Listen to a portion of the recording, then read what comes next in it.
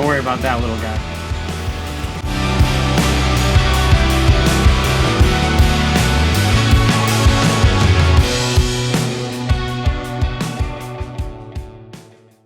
Alright, what's going on, guys? Now that we've officially angered the internet, we can move forward and maybe anger the internet a little bit more with this video. So now that we've got our system installed, we have all our electrical done, and we have our speakers in, and we have everything tuned the way that we like it, we need to go ahead and set the gains. We should have done that first, and you know what? That's one of the things that I like to make sure that the system is functional before I go ahead and set the gains. So what I do is I make sure that my gains are almost all the way down so that I'm not running the potential of clipping anything. Now, the reason that you need to properly set your gains in the system that you're installing in your vehicle is so that you can match the output of the receiver to the output of the DSP to the output of the amplifier, and make sure that you're not clipping the signal. And clipping, it's hard to explain. So what I'll do is I'll show you an image of a 40 hertz wave that is not clipped somewhere in this area, and then I'll show you a wave that is clipped. Now, as you can see on the wave that is not clipped, you have a nice arc, rise and fall, rise and fall. And that's what we want, nice smooth transitions from positive voltage to negative voltage, from upslope to downslope. What you don't want to see is what you see in the clipped one. The clipped one actually has a clip. The top of the waveform is clipped right off of it. And that introduces distortion and all kinds of other things. Once you get into that realm, that's when you start to smell your woofers.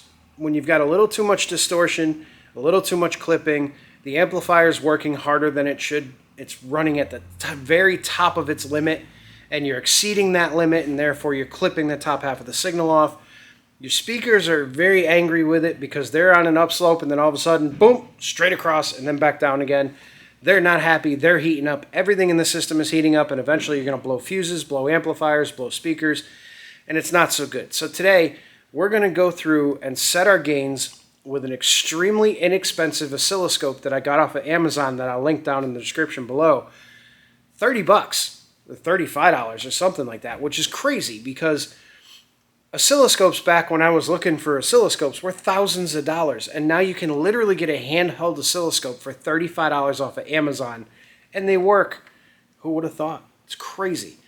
So we're going to use a $35 oscilloscope to properly set our gains, and I'll be able to show you guys exactly what a good waveform looks like and what a clipped waveform looks like, and how to properly set your gain starting at the head unit and running all the way back. Alright, so we're going to start with our subwoofer channel, and one of the things that we want to make sure of, is that with our subwoofer channel, all of our head unit gains and everything are set to 0. So what we're going to do is go ahead and we're going to go into the settings here. We'll go into the audio settings. We'll go to the speaker and crossover. We'll make sure that our crossover for our subwoofer is at 120 hertz, so we know we can play a 40 hertz test tone through this and be totally fine with it. Then we're going to go over to our equalizer, and we're going to set our subwoofer level to 0. Because the subwoofer level can go negative and it can go positive. So we want that level to be at what they call line level, which is 0 dB increase and 0 dB decrease.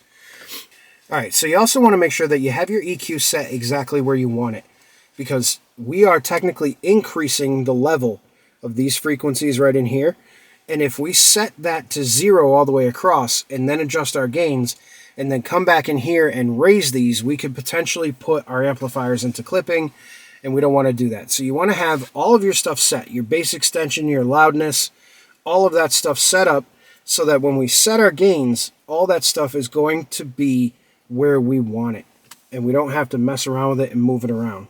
Alright, so currently we have all this stuff off. We're going to set our loudness to low just because that's where I like it. And now that we've got all that stuff set, our subwoofer gain is at 0, everything's at 0. So now what we're going to do is we're going to go in here and we're going to play a 40 hertz test tone. Okay, so now we have our 40 hertz test tone on a loop playing over and over again. Alright, so we're going to go ahead and set our volume to roughly where I think this thing is going to clip. So we'll set it at 30. We'll come out here.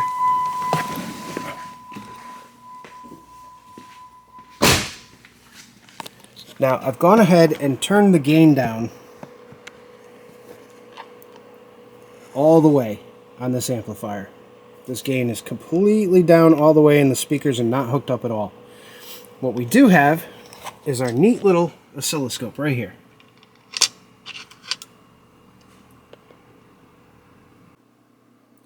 Okay, so we have our 40 hertz test tone running, and you can see that clearly on the scope that we're running in 40 hertz and we're running that test tone. Our gains are all the way down. So now what I'm going to do is I'm going to turn the head unit up until the head unit clips. And once it clips, you guys will be able to see that. So let me go turn the head unit up. Alright, so this is why you buy yourself a good head unit. Because currently, 40 hertz test tone, head unit at full volume, and we are nowhere near clipping. So you can see that waveform is still super smooth, maybe just a touch on the top of a little bit of deformation in the wave, but nothing crazy. So excellent head unit, and also too, the DSP is doing its work and cleaning everything up. So no clipping there. But we're not going to run the head unit at max volume, but we want to be able to if we ever really, really wanted it. So what we're going to do is we're now going to set the gain on our amplifier and see where we end up. Okay, so we went back down to 30 on our head unit because that's a much nicer number. And now what we're going to do is we're going to turn the gain on the amplifier, which is all the way down at this point. We're going to come over here to our scope, and we're going to turn up the gain of the amplifier. Wait for the tone to restart. Turn up our gain. And we're going to have to adjust the scope a little bit so we can see that waveform better.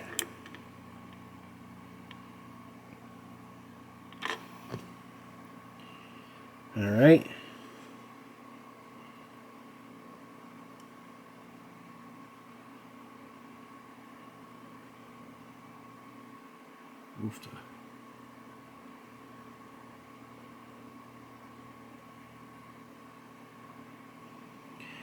Okay, so now you can see as we increase the gain right at the tippy top of that waveform, it starts doing all sorts of crazy stuff. See a little notch right up at the top, right there. That means that the amplifier is clipping. And what's super cool about these amplifiers is it actually shows that it's clipping. How cool is that? So now, we're going to go ahead and do is we're going to take our gain, we're going to bring it back down till just before it starts clipping. So right about there. Now, we are no longer clipping that amplifier. We have a nice clean waveform. Our gain is set roughly halfway up. And we are good on the sub amp. Okay, so now that we've done the sub amp and everything is good, all we're going to do is we're going to change to a 1000 kilohertz, or 1 kilohertz, 1000 hertz test tone, because we're doing our high amp for our door speakers and such. Alright, so our 1 kilohertz test tone is playing, and you can see we've got a nice clean waveform coming right out of the radio. So now we're going to go ahead and do the same thing, where we're going to increase the gain on the amplifier, and this is channels 1 and 2.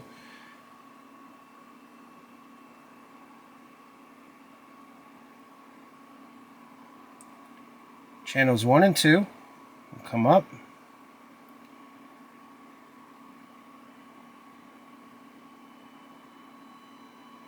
And you can see the clipping right there. See how that waveform flattened out? Then we can bring it down, bring it up into clipping, then bring it right back down again, and we're going to set it right about there. So that's just under clipping. So we know that that amplifier is good. Now we're going to go to the next two channels. Alright, so now we're on channel 3. We're going to do the same thing. We'll bring it up. And of course the tone repeats. So we'll wait for that to start again. Here we go. Bring that up to clipping. There it is right there. You can see that. Waveform is clipped. Turn the gain down until we don't clip. We're going to set right at the middle line there. And there we go. Our gains are set. No clipping. Alright, so we got everything tuned up. We got all our gains set. And now we have no clipping whatsoever down on the little clip indicator down there alongside the voltmeter. And we have no clipping on any of our systems. So that we now know that all the way up to volume level 30 on this head unit, we are not going to have any clipping whatsoever. This thing will play all day long. It will, run at an optimal temperature. None of the speakers are going to get hurt. The amps are not going to get hurt. And you can have an enjoyable listening experience. So it's one thing about gains that's really important. Alright, so I hope you guys enjoyed that. Goodbye. Oh, let's see if we can keep you up here on the steering wheel. There we go. Alright, so I hope you guys enjoyed that video. The steering wheel is really in the way here, but I can't stress enough how important it is to properly set your gains in your stereo system. There's so many reasons why you should do it properly, and the number one reason is you don't want to be blowing stuff up. You don't want to blow your speakers up, you don't want to blow the amps up, and you want a pleasurable listening experience. And by setting your gains properly with the $30 tool, which again I linked in the description, you can make sure that everything is going to function properly. And as long as it functions properly, you're going to get years of enjoyment out of it, and it's going to treat you well. So, hope you guys enjoyed that video. I wish I could have kept things a little bit more steady for you on the oscilloscope, but limited room, limited space, limited wiring, yada yada. But hope you enjoyed that one. Next time around, we're going to go over tuning the system with the laptop and the DSP to show you what kind of options we have with the DSP. That should be a really interesting one. But for now, I'll see you guys on the next one. Have a great night.